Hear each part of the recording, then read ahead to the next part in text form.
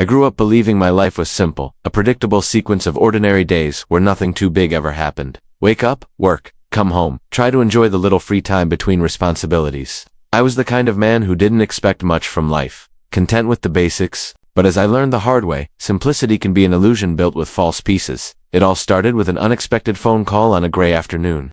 The voice on the other end was hesitant, almost uncomfortable. "There's something you need to know about your family," she said. I hesitated, but something inside me urged me to listen to the end. That call changed everything. The certainties I had were shaken. The stories told for years proved to be incomplete, perhaps even fabricated. My mother always spoke fondly of my father, a man I imagined perfect, strong, just a hero of our small universe. But the words of that mysterious woman made my heart tighten. The man I knew, who shaped who I am, might never have existed in the way I thought.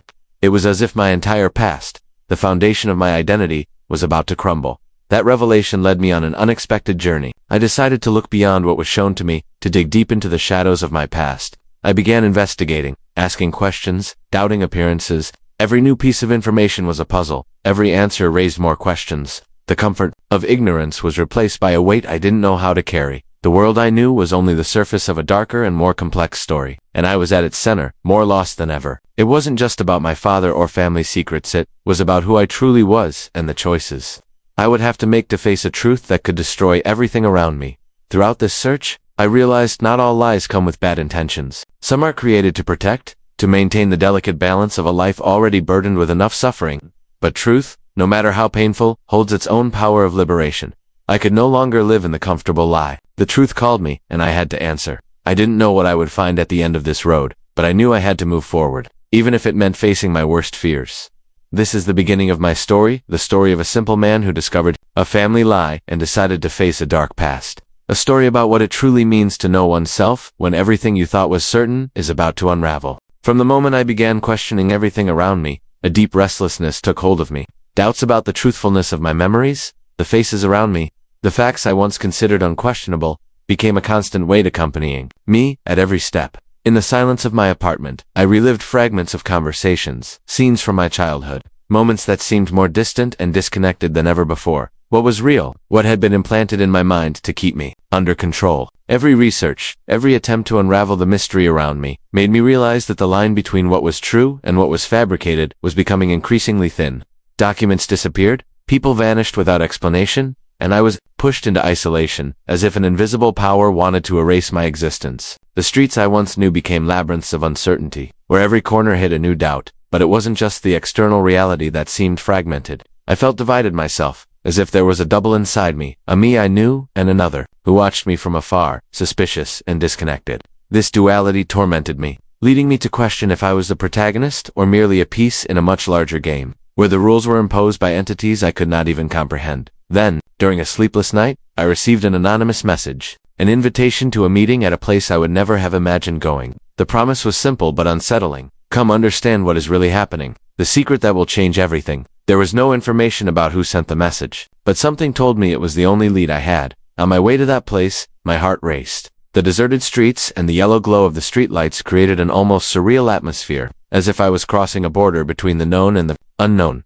Upon arrival, I faced an old abandoned building, covered in graffiti and surrounded by heavy silence. I entered, and the door shut behind me with a dry snap down inside. A figure revealed himself, a man with deep eyes and a serene voice, who seemed to carry centuries of wisdom. He said, "You are on the verge of discovering the truth, but be prepared, for not all truths are liberating." At that moment, I realized my journey was just beginning, and that what I thought reality was until then was just a mask, ready to fall. I never imagined that a simple conversation could change everything I believed about myself and the world around me. That day seemed ordinary, but everything was about to collapse. As I walked through the city streets, a strange feeling invaded me. It was as if the air around me had grown thicker, heavier, as if time had slowed down so I could hear the silence hiding the truth. Upon arriving at the old abandoned building, memories began to blend with the shadows around me. Inside that forgotten place, I found clues pointing to a reality I could never have imagined.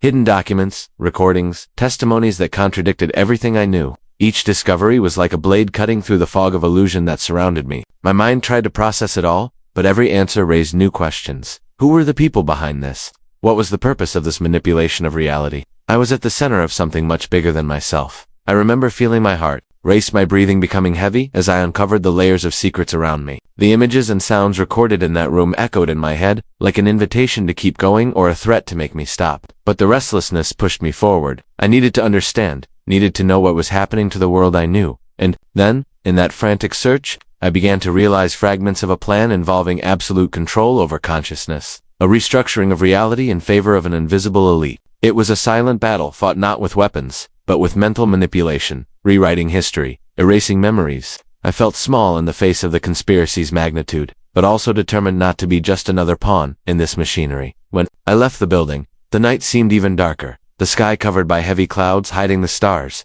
But inside me, a flame had been lit. I could no longer be indifferent. That truth needed to be revealed, and I was willing to face whatever came next. Reality, as I knew it, was no longer the same, and I was about to discover what was really behind the facade of the world we live in. Since that day, I began to notice the fractures in reality. Life has never been the same. The routine, once a refuge, turned into a labyrinth of doubts and insecurities. I walked the streets, observing people as if they were shadows, figures in a theater play whose script I did not know.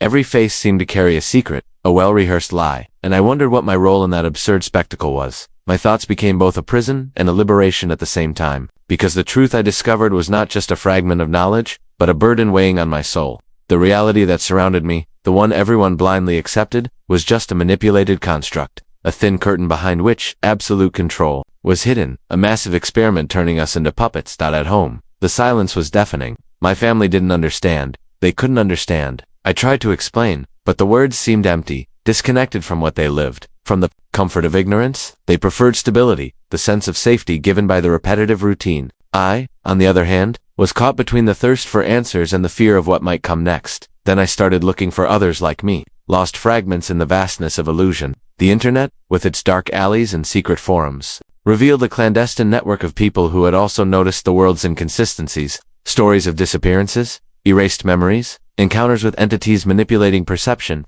Every story fed my conviction. We were not alone in this desperate search for truth, and at the same time this hope grew. A shadow approached. Control, noticing the cracks in its system, began to act more aggressively. Cameras appeared in unexpected places, familiar faces turned into surveillance agents, and fear settled as a constant presence. The line between freedom and prison grew, ever thinner. That night, I received an anonymous message that made me understand the true weight of what we faced. "You can't trust anyone," the text said.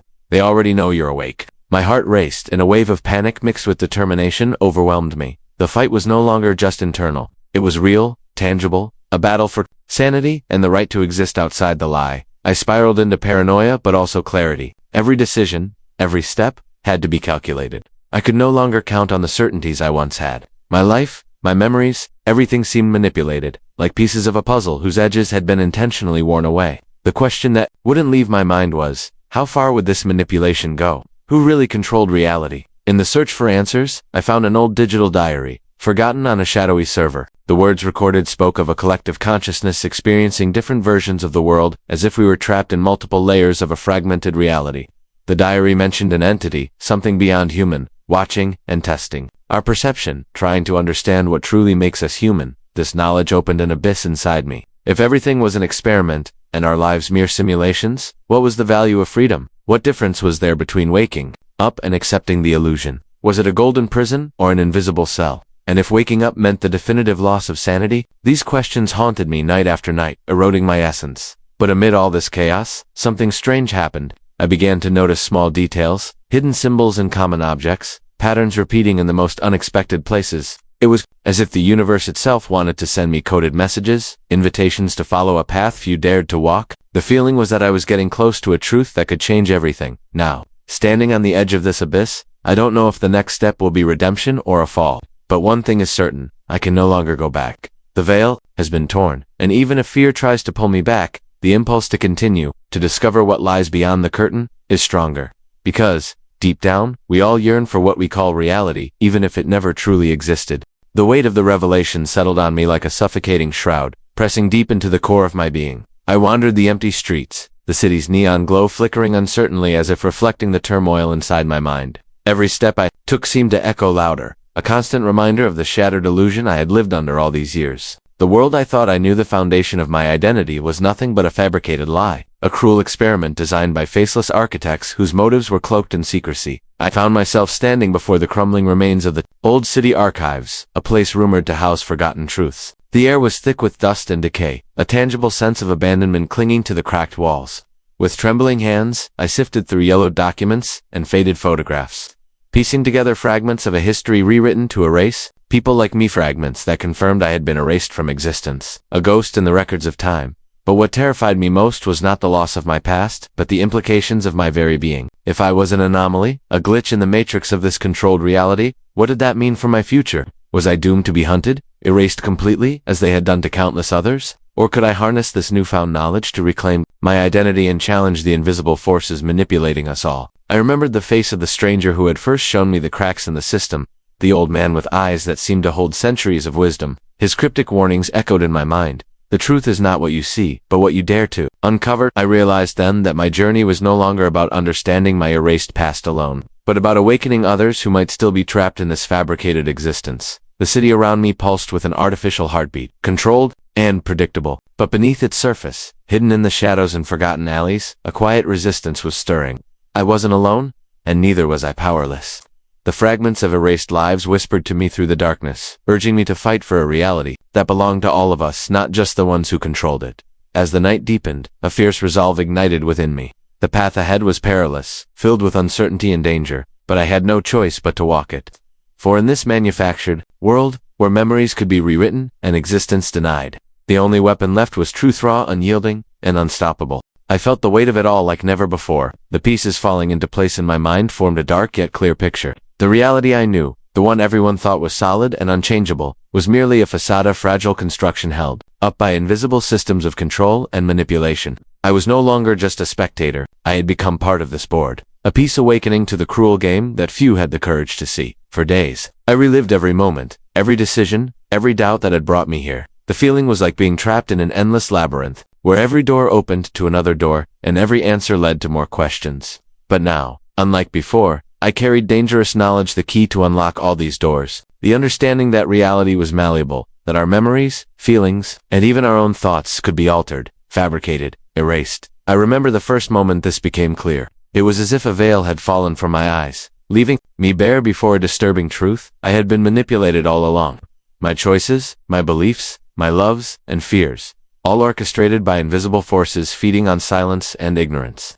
I felt anger, a burning fury against those who used power to enslave not only the body, but the mind. But the anger quickly gave way to a strange serenity. It was as if the initial shock had freed me from a greater prison. I knew that from that moment on, I could never return to the comfort of ignorance. It would be my duty to fight, even alone, to awaken others, to show that the true revolution begins within each mind. The battle was not against a tangible enemy, but against the very fabric of illusion. I found there, in the silence of my thoughts, the courage to continue. I knew my steps would be pursued, my words distorted, but I also knew that the only way to resist was to persist. Because mental freedom, that invisible flame, was humanity's last hope. And even if the whole world was plunged into darkness, I would choose to be the light that refuses to go out. As I walked through the shadows of this new world, I felt that something had changed not only within me, but in how I saw everything around me. The awareness that we are all part of the same enigma gave me strength not to give up, because the true discovery was not about what reality hid, but about what we choose to do with that truth.